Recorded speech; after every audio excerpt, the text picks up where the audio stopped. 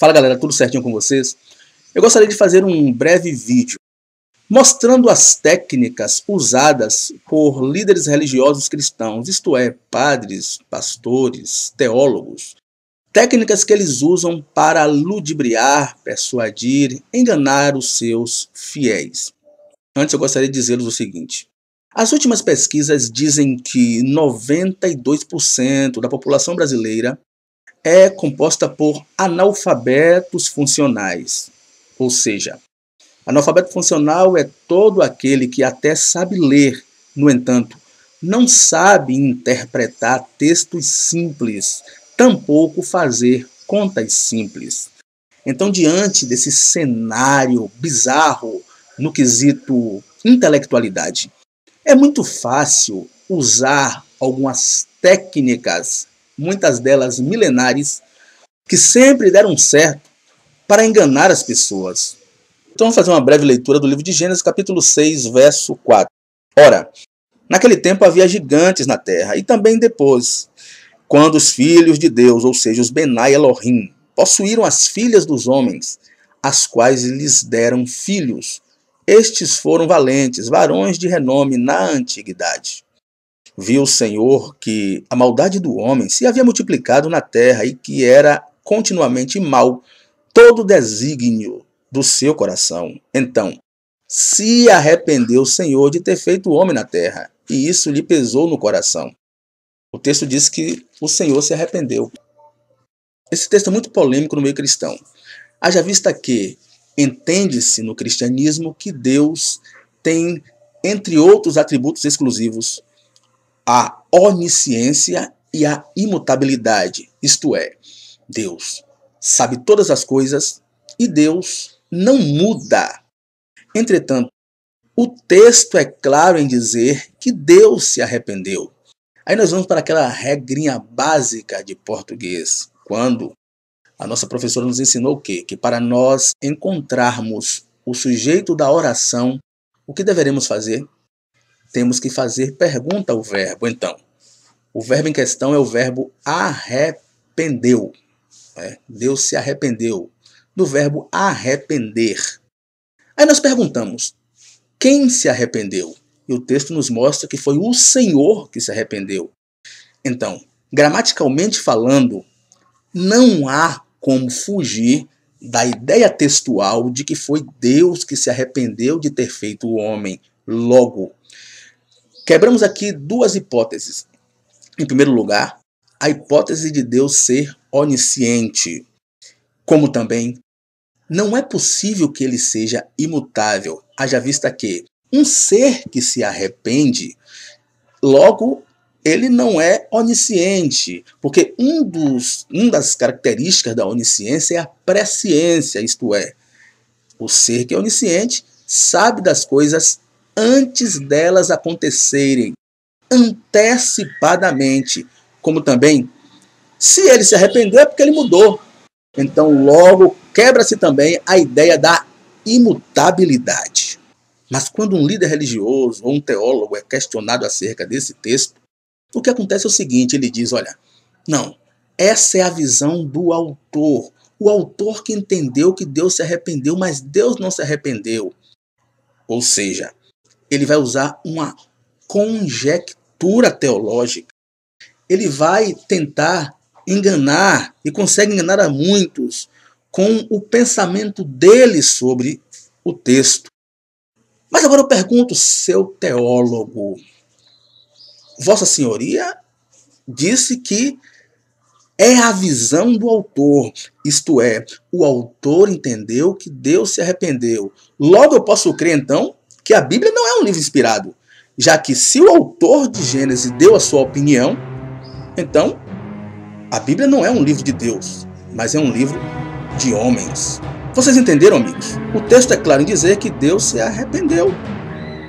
Logo ele não é onisciente, nem imutável, mas o líder religioso vai dizer que é a visão do autor. Na verdade, em todos os textos contraditórios e polêmicos, eles dão a opinião deles e conseguem enganar muitos leigos, analfabetos funcionais, pessoas humildes, intelectualmente falando.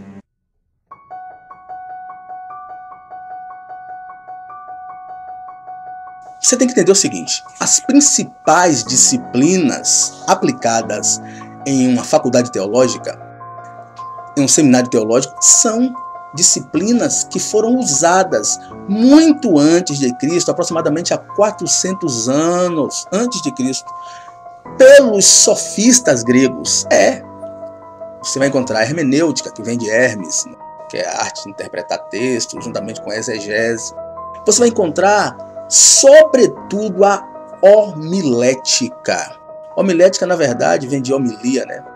E é propriamente a oratória sacra, ou seja, a arte de falar em público, a arte de discursar, que eu posso dizer também como a arte de enganar. Um dos discursos mais belos da história foi o I Have a Dream, de Martin Luther King. I have a dream that one day, down in Alabama, with its vicious racists, with its governor having his lips dripping with the words of interposition and nullification. One day right there in Alabama, little black boys and black girls will be able to join hands with little white boys and white girls as sisters and brothers. I have a dream today. Mas também você vai encontrar técnicas de oratória em Adolf Hitler, com seus discursos inflamados, conduzindo seus seguidores na loucura do nazismo. Mas, sobretudo, você pode encontrar as técnicas da oratória na igreja católica ou evangélica mais próxima de sua casa. Lá estará um homem que estudou tais técnicas para persuadir, para ludibriar, para enganar as pessoas. Se você tentar para a obra de Aristóteles, de Cícero ou de Quintiliano, você vai ver que esses aí falaram muito sobre a oratória, muito sobre tais técnicas de persuasão. E esses oradores religiosos conseguem enganar, conseguem dominar, conseguem adestrar e tirar, na maioria dos casos, tudo de seus fiéis. Através de tais técnicas, é possível fazer uma coletividade inteira chorar. Quebrando os protocolos, se aproximou do homem ferido, desceu até o chão. Sinta ele aí, tocando em suas mãos. Derramou azeite, vinho em suas feridas, estancou teu sangue e te levantou. Consigo só admirar, mas te olhando eu posso a Deus adorar. Sua alma é um bem que nunca revelei. Como também fazê-la rir. Não controle não, rapaz. Eu converso se eu quiser, rapaz. Não é assim. Filho, eu tô precisando falar umas coisas. Enganar ela. Então só Deus para ter uma ideia genial dessa, gente. Só o Todo-Poderoso. Esses dois mundos tão diferentes vão entrar para serem parceiros, para aprender a lidar com diferenças, para serem cúmplices. Isso é extremamente expressivo. Então fique atento. Você pode estar sendo enganado. Cuidado com os discursos religiosos, porque eles podem levá-lo ao abismo. Um grande abraço, galera. O canal novo, ajude, por favor, dando um like, compartilhando, comentando, inscrevendo-se. Um grande abraço.